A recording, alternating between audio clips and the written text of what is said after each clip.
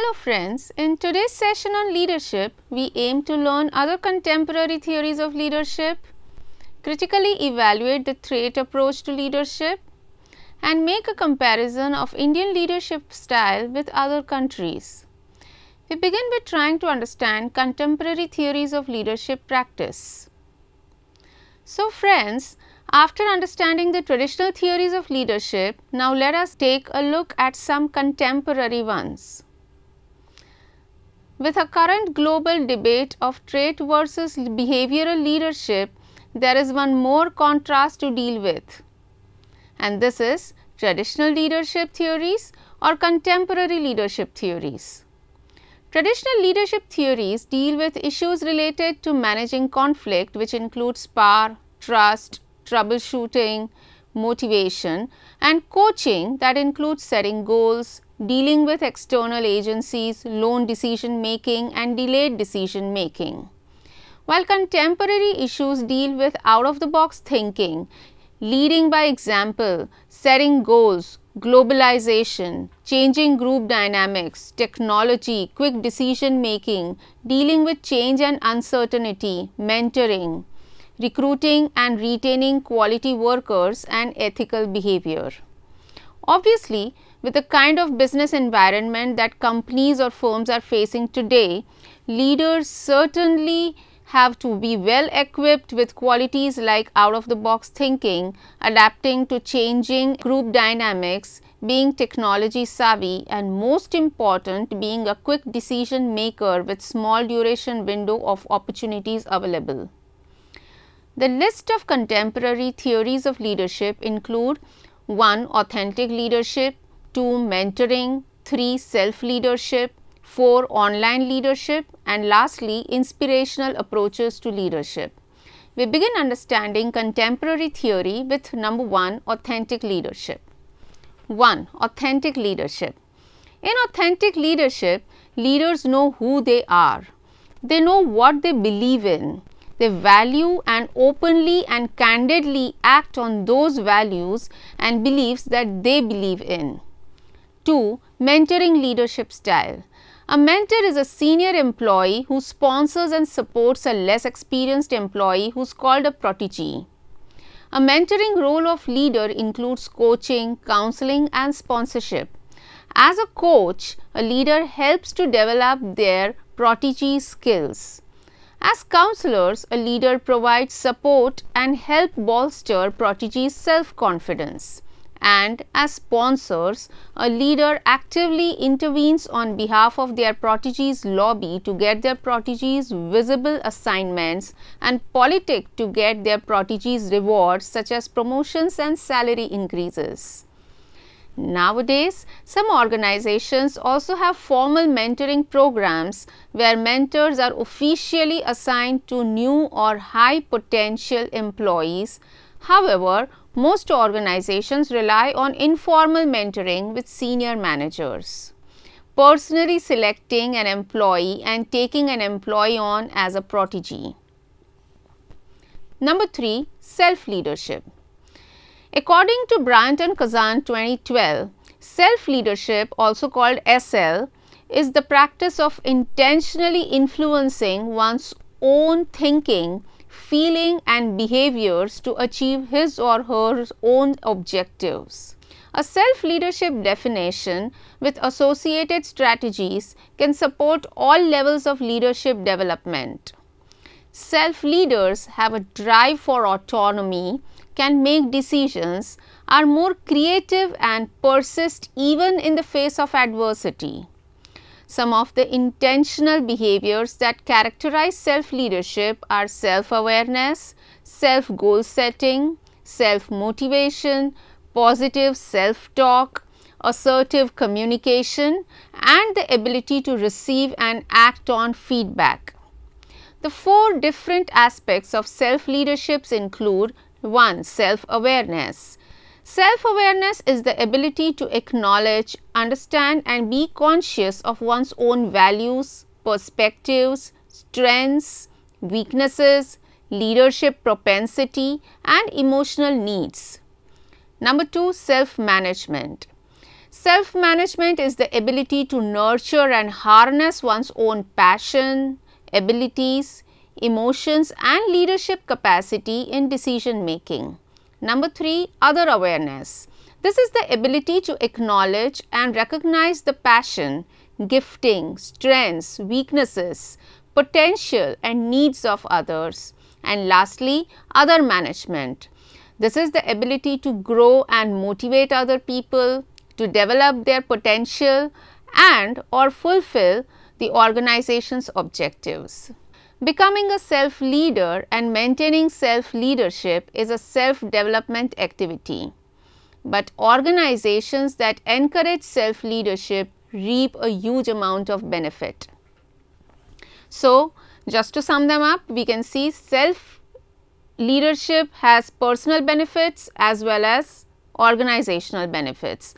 Personal benefits include sense of achievement, increased happiness, decreased stress, better relationships and resilience.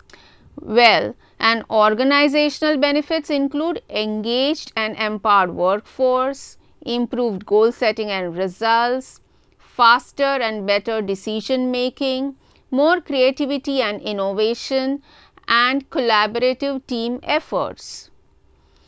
The fourth type of leadership is online leadership. Today's managers and their employees are increasingly linked by networks rather than geographic proximity. Network communication is a powerful channel that can build and enhance leadership effectiveness. Obvious examples include managers who regularly use email to communicate with their staff, managers overseeing virtual projects for teams, and managers whose telecommunicating employees are linked to the office by a computer and modem. With online leadership becoming more prevalent for an increasing number of managers, good leadership skills may include the abilities to communicate, support, trust, and inspiration through keyboarded words and accurately read emotions in other messages. Online leaders need to be sure about the fact that the tone of their message correctly reflects the emotions that they want to send based on the fact the message is informal or formal. It must watch the verbal style of the sender and convey the appropriate level of importance or urgency. Though online leaders have the advantage of being connected without geographic proximity, they also confront unique challenges. One of the greatest challenges is that of developing and maintaining trust. Identification-based trust is particularly difficult to achieve without face-to-face interaction. The fifth type of leadership is inspirational approach to leadership, which includes transformational leadership and charismatic leadership. Today, there is an urgent need for new ideas about leadership. Rapidly changing conditions in our society have made traditional patterns of leadership seem inadequate and often even intolerable. Traditional approaches to leadership often seem to stand in the way of professionalism, and they appear incompatible with a high regard for the dignity of man. So, a new conception of leadership is urgently needed to match the new conception of man emerging today in our society. There are two approaches to contemporary inspirational leadership. One is charismatic and the other is transformational. 1. Charismatic leadership. Charismatic leaders are often found to promote high performance and satisfaction amongst workers, and more significantly under crisis, politics, religion, etc. The brief historical review of the leadership concept highlights the shifting focus in theoretical orientation from time to time and helps us to define leadership as a role or function played in a situation within the context of the culture to attain a specified goal or goals. The person who performs this role is perceived as the leader by the member of his group and is given prestige, authority and status which he would not have as a member of the group. This view does not limit the leadership concept to formally appointed functionaries.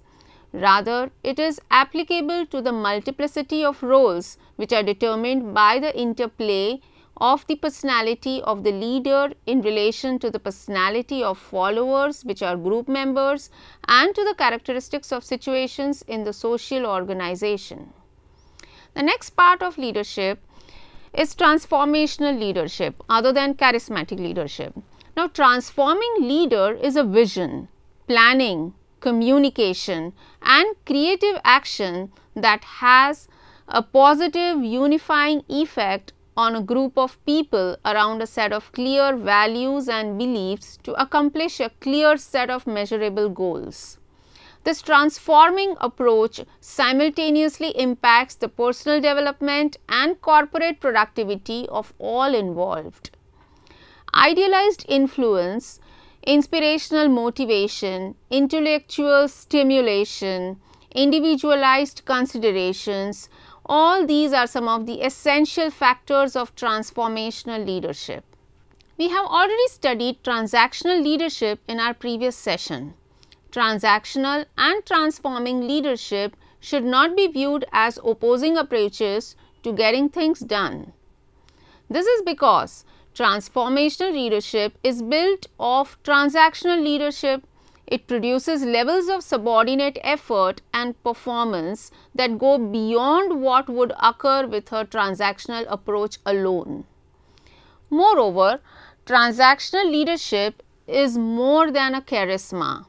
A purely charismatic leader who wants followers to adopt the charismatic's worldview and go on further, the transformational leader will attempt to instilling followers the ability to question not only established view, but eventually those established by the leaders.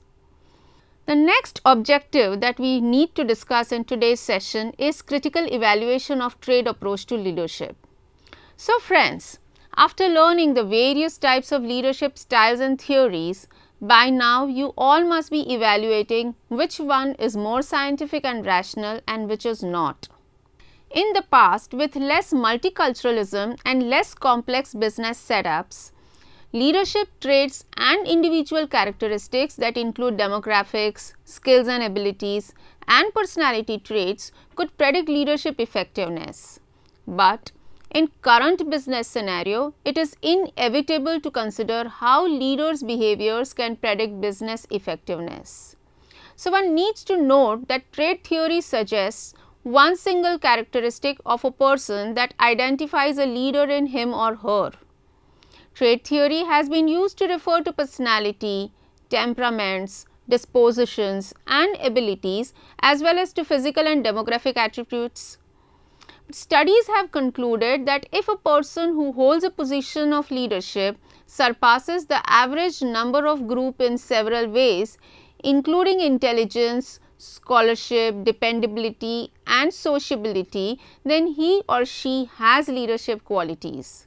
However, similar other studies have concluded that it is difficult to isolate a set of traits that are characteristic of leadership without factoring situational effects into the equation. This means that a leader in some situations might not be a leader in other situations. Several researchers during this era substantiated this point too. So, between 1940 and 1960, trait theory lost its appeal as a premise for understanding leaders. Most prominent reason for the same was that it lacked consensus on the definitive traits that set great leaders apart from each other. Another criticism of trait theory was the fact that it overlooked the importance of situations and the relationship to leadership. Thus, lack of integration across traits gives a very unclear idea about leadership effectiveness. Research thus moved on to prove that leader traits, theories like great man and trait theory alone cannot influence leadership effectiveness. It has to be complemented by leader behavior, and leader behavior is a prominent feature of behavioral, transactional and transformational theories. The third objective of today's session was to understand the comparison of leadership styles with that of other countries in the world. So, let us move on to the same. Different cultures have radically different leadership styles. Let us take a review of prominent leadership styles of leaders of major countries of the world. Far more than the Western counterparts, Indian leaders and their organizations take a long-term, internally focused view. They work to create a sense of social mission that is served when the business succeeds. They make aggressive investments in employee development despite tight labor markets and widespread job hopping. And they strive for a high level of employee engagement and openness. Nepotism is also rife in traditional Indian companies. Family members hold key positions and work in close unison. Policy is also dictated by trade group, example fruit merchants, jewelers, etc. These groups work in concert, often develop close personal relations and come to each other's support in difficult times. Apart from Indian leaders, East Asian countries tend to have a Confucian hierarchy of leadership where the group is sacred and leaders are seen as benevolent. Consensus is generally highly valued in China. In companies controlled by the state, a leadership group will decide the policy. In the developing expansion of capitalist style companies, leaders are emerging with reputations of competence. Also, locally elected officials are becoming influential in the business sphere and may have only loose ties with Beijing. As far as Japan is concerned, Japanese top executives have great power in conformity with Confucian hierarchy, but actually have little involvement in the everyday affairs of the company. Whereas, under the auspice of the autocratic government, Indonesia's business leadership is often entrusted to the resident Chinese professional class.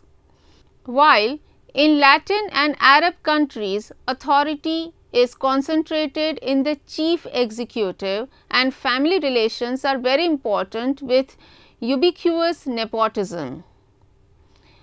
American managers are assertive, aggressive, goal and action oriented, confident, vigorous, optimistic and ready for change. They are capable of teamwork and corporate spirit, but they value individual freedom and their first interest is furthering their own goal or career. On the other hand, British managers are diplomatic, casual, helpful, willing to compromise and seeking to be fair, though they can be ruthless when necessary. Overall, they have a very casual leadership style. Now, let us talk about France. French managers tend to be autocratic and paternalistic with an impressive grasp of the many issues facing their company. Opinions of experienced middle managers and technical staff may be dismissed. Spanish leaders, like French, are also autocratic and charismatic. Unlike the French, they work less from logic than from intuition and pride themselves on their personal influence on all their staff members.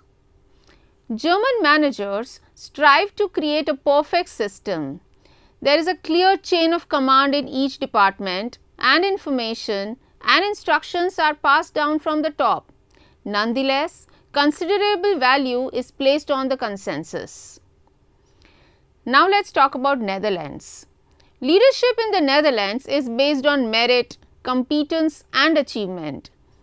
Managers are vigorous and decisive, but consensus is mandatory as there are many key players in the decision making process. Finland. Finnish leaders exercise control from a position just outside and above the ring of middle managers who are allowed to make day-to-day decisions. Finnish top executives have the reputation of being decisive at crunch time and do not hesitate to stand shoulder to shoulder with staff and help out in crisis. Norway. Similarly, in democratic Norway, the boss is very much in the center of things and staff enjoy access to him or her most of the time. Middle managers' opinions are heard and acted upon in egalitarian fashion, but top executives rarely abandon responsibility and accountability. Sweden. Swedish management is decentralized and democratic. The rationale is that better informed employees are more motivated and perform better. The drawback is that decisions can be delayed. In Australia, let's see what happens. Australian managers, like Swedes, must sit in the ring with the mates. From this position, once it is accepted that they will not pull rank, they actually exert much more influence than their Swedish counterparts, as the semi-Americanized nature of Australian business requires quick thinking and rapid decision making. Now, let's understand what happens in Russia. Efforts made by Russian managers to promote business through official channels may find on the rocks of bureaucracy and Russian apathy. Using key people and personal alliances, the system in Russia is often bypassed and good results are achieved. So, after understanding the various leadership styles across the globe, now we can safely conclude that leadership styles across the globe differ from one another. But in case we want to draw some similarities among them, then resemblance in leadership styles can be observed based on leader-region geographical proximity. Summary. So, let us summarize today's session on leadership. A discussion of traditional leadership theories lead the readers to the prospect of understanding the contemporary ones and the difference between the two too. Traditional leadership theories deal with issues related to managing conflict and coaching. Managing conflict includes parameters like power, trust, troubleshooting and motivation, while coaching includes variables like setting goals, dealing with external agencies, lone decision making and delayed decision making.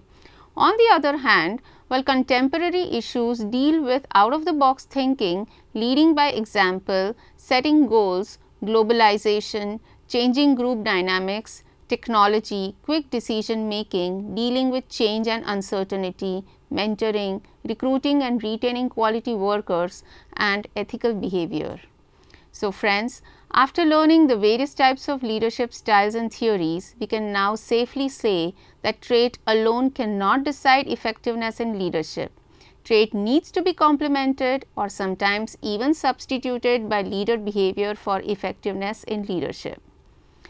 About different cultures can have radically different leadership styles. Leadership styles across globe differ from one another. But in case we want to draw some similarities among them, then resemblance in leadership styles can be observed only based on leader-region geographical proximity. Thank you.